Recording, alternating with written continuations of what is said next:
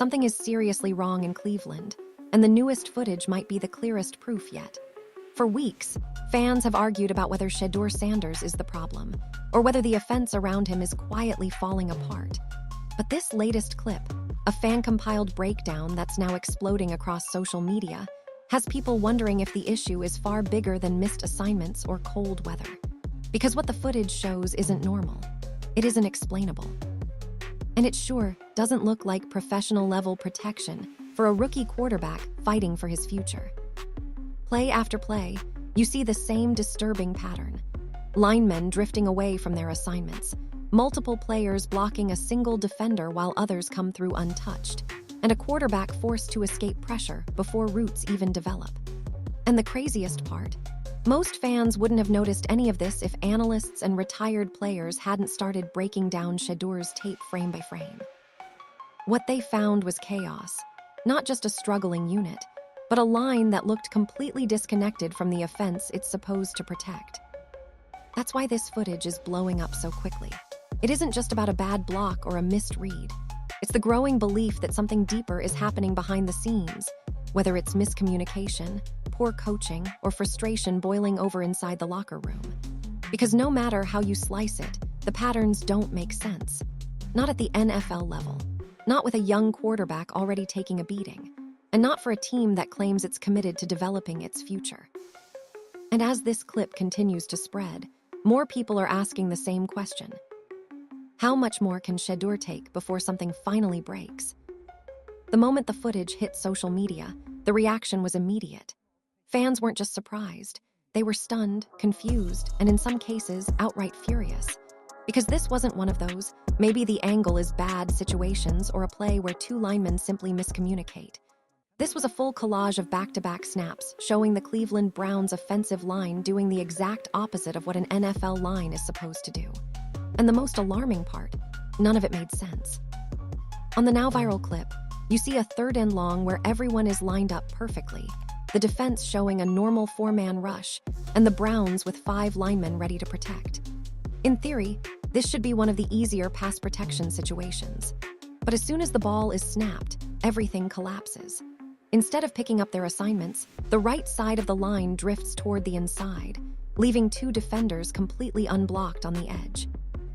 Meanwhile, 3 linemen end up locking onto a single Chicago defender, a moment that has already been turned into memes, screenshots, and angry breakdowns all across X.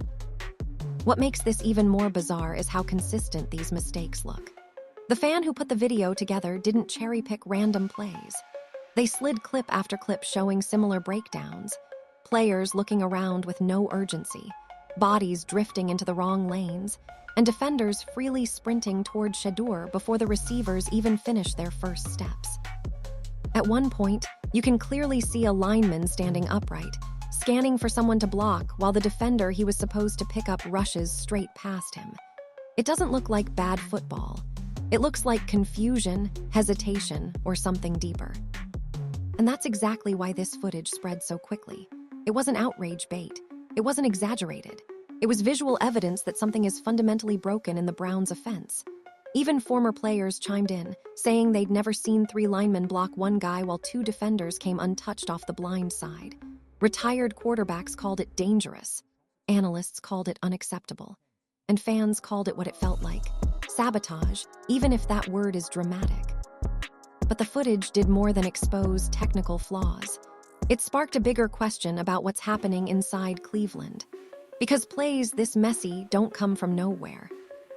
And what surfaced next made the situation even harder to ignore. What happened after the footage dropped was almost more telling than the footage itself. Within minutes, fans, former players, and analysts across social media started dissecting every frame like it was a crime scene. And the tone was striking, not confused, not cautious, but alarmed. Because this wasn't the typical rookie quarterback struggling conversation.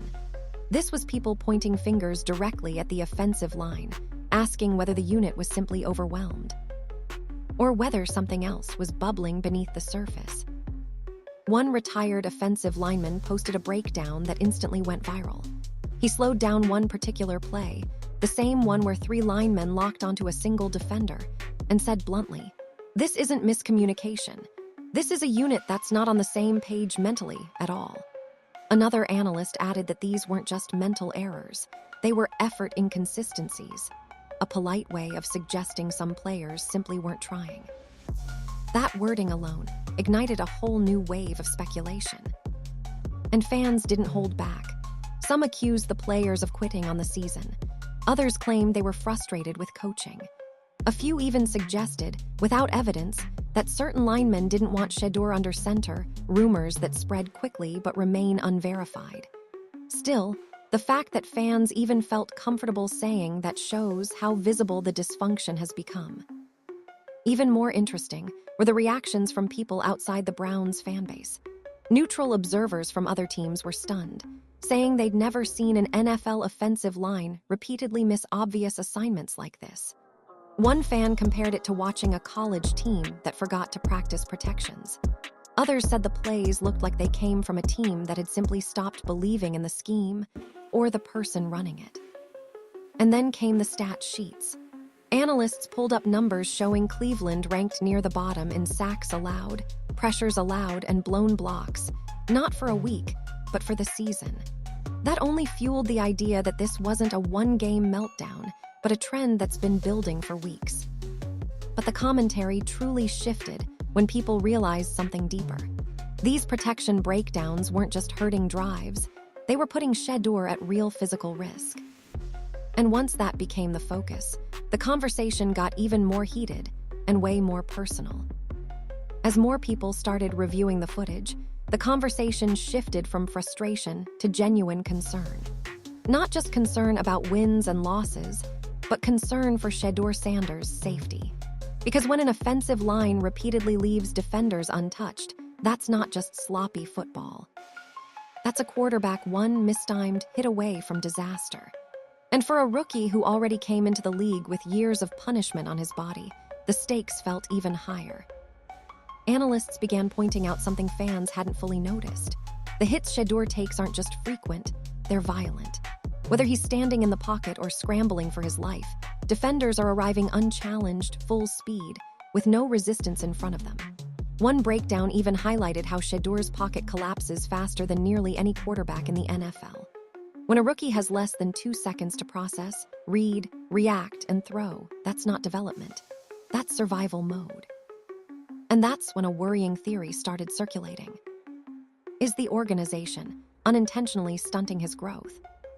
Not by design, but by neglect. Reports surfaced earlier in the season hinting that some players inside the locker room weren't fully bought into the offensive structure. Others suggested communication issues between the coaching staff and the O-line room. None of this is confirmed, but the patterns on film line up with a unit that is mentally disconnected, physically overwhelmed, or both. Even more revealing were comments from former quarterbacks. One said, "If this was happening to a veteran, it'd be a problem. But doing this to a rookie, that's a fast track to ruining him." Another added that young QBs who take repeated uncontrolled hits often develop phantom pressure, a mental scar where they start expecting failure before the play even begins. And watching Shedeur force himself to stay calm in collapsing pockets only made the concerns louder. Fans noticed something else too, the receivers running long, slow developing routes even when the protection wasn't holding up.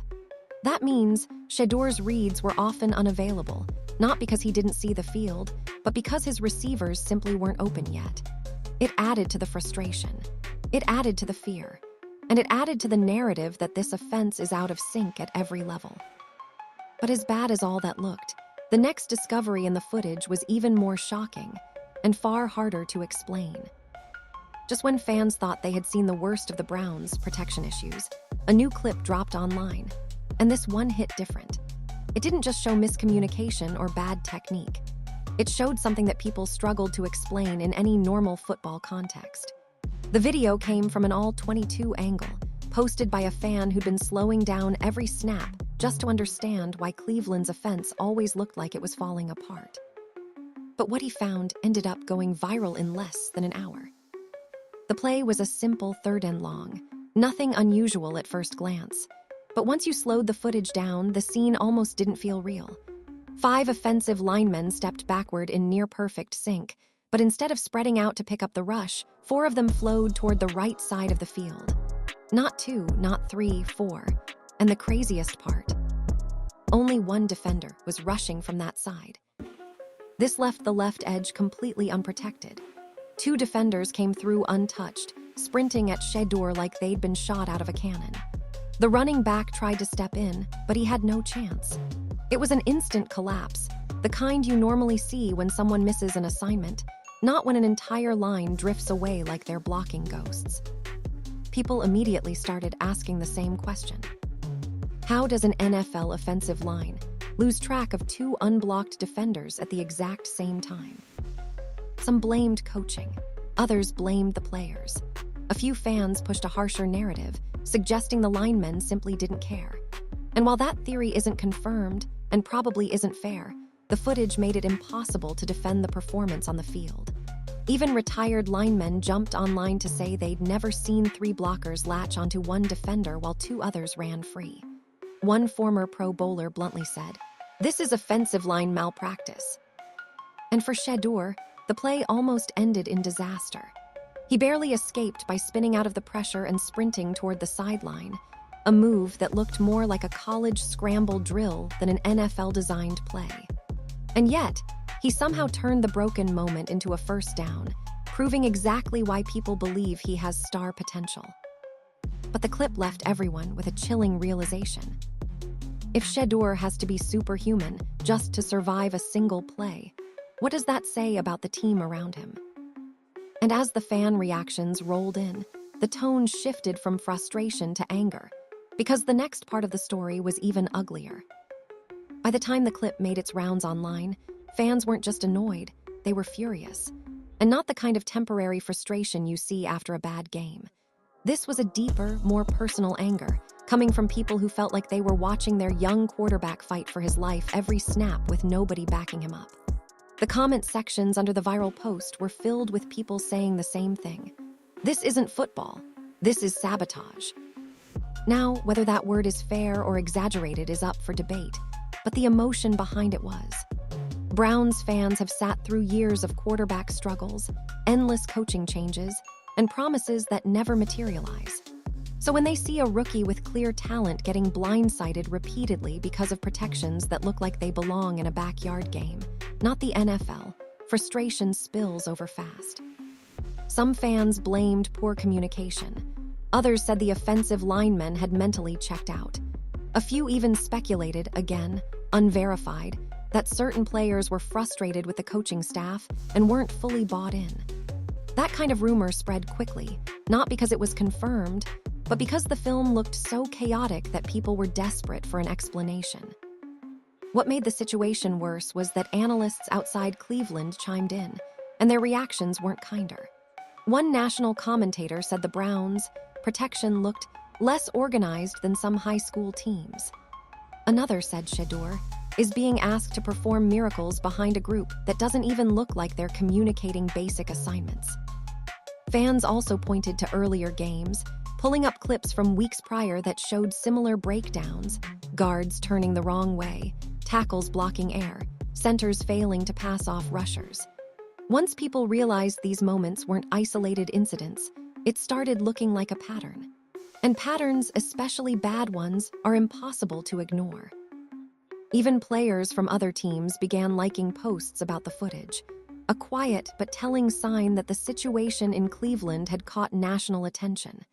And all of this pressure, the fan outrage, the analyst breakdowns, the mounting clips, was building toward one unavoidable question.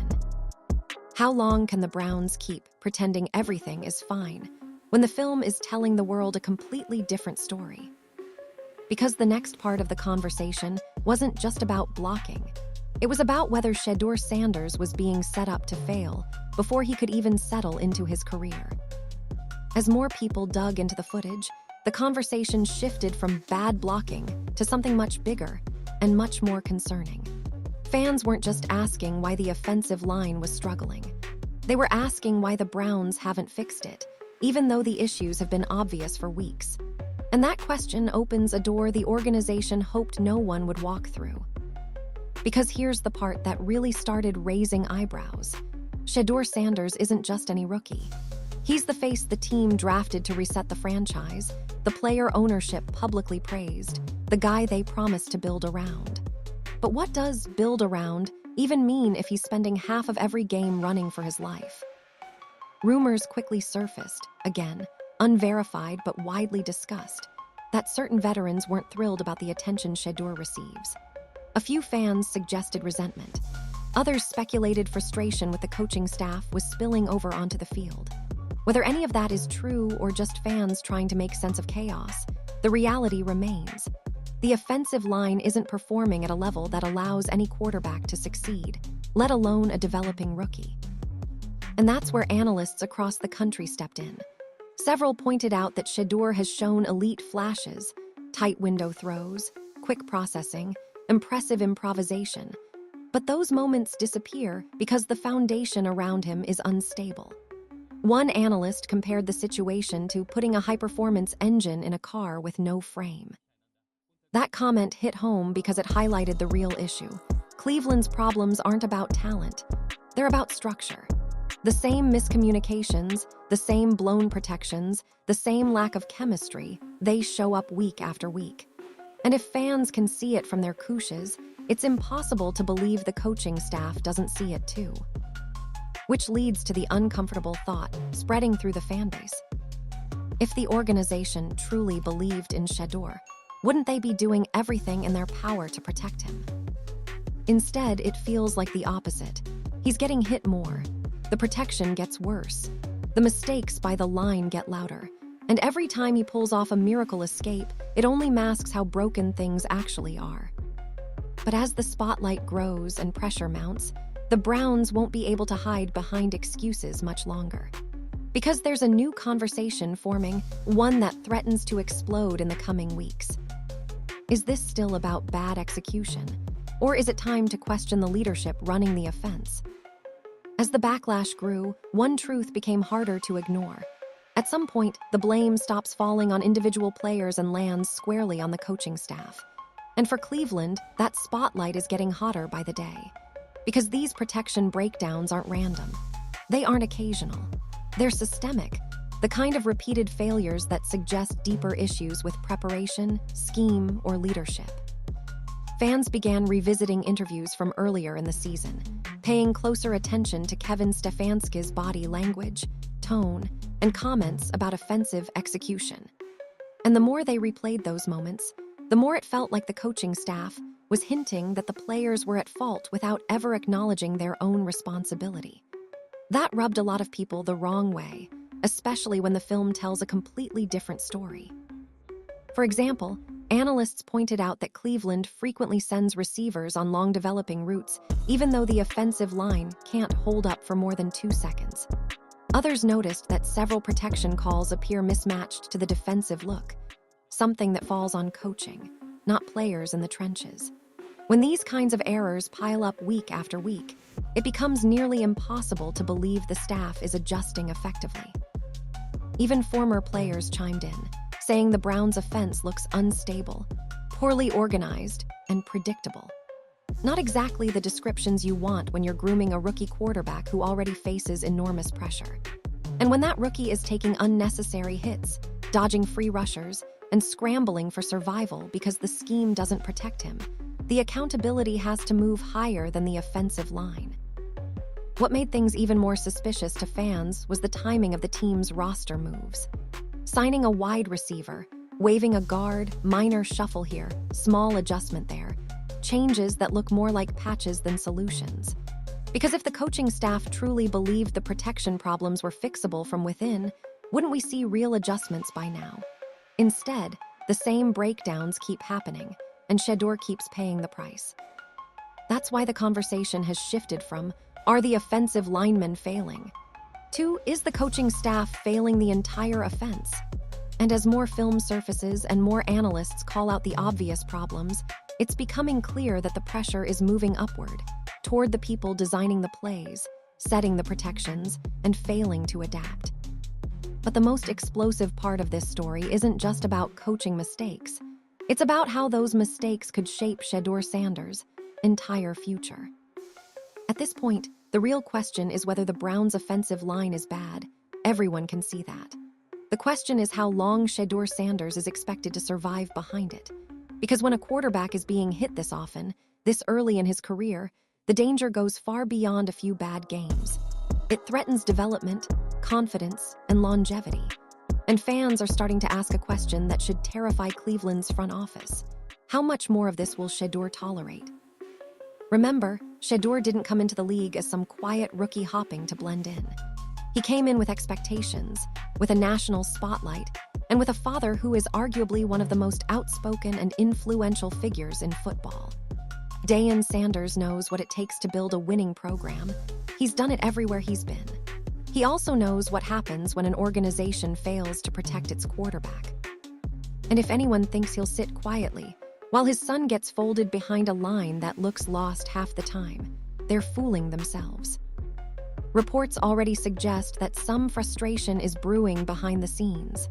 Nothing explosive, nothing public, but enough whispers to make people wonder if the Browns realize how fragile this moment truly is. Because Shedeur hasn't complained. He hasn't pointed fingers. He hasn't thrown teammates under the bus. He's handled every hit, every blunder, every failed protection call with maturity. But even the most composed quarterbacks eventually reach their limit. And here's the part that should worry Cleveland even more. Other teams are watching. Other front offices. Other coaches. They know what Shedeur can be with real protection and real structure. They see the flashes, the escape artist moments, the perfect deep balls, the calm under pressure. They know that if Cleveland doesn't fix their issues fast, someone else eventually will. Players don't openly request trades in year one. That's not how it works. But the NFL has changed. Quarterbacks have power now. They can shape careers, shift franchises, and force decisions. If things keep trending downward, the Browns may find themselves in a situation where protecting Shedeur becomes the storyline of the entire offseason. And if they fail that assignment, the consequences could be massive. Because at the end of the day, the Browns aren't just fighting to fix their offense. They're fighting to keep the quarterback, who might be the only hope they have left. At this point, everything surrounding the Browns feels like a crossroads. The offensive line struggles, the questionable coaching decisions, the lack of adjustments. All of it is piling up at the worst possible time for a young quarterback trying to find his footing in the league. And while Shedeur Sanders has shown toughness, leadership, and flashes of star-level talent, none of that will matter if the organization around him refuses to evolve.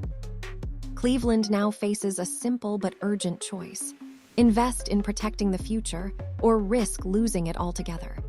Because quarterbacks like Shedeur don't come around often, and if the Browns don't act fast, they won't just lose games, they could lose the one player capable of changing everything.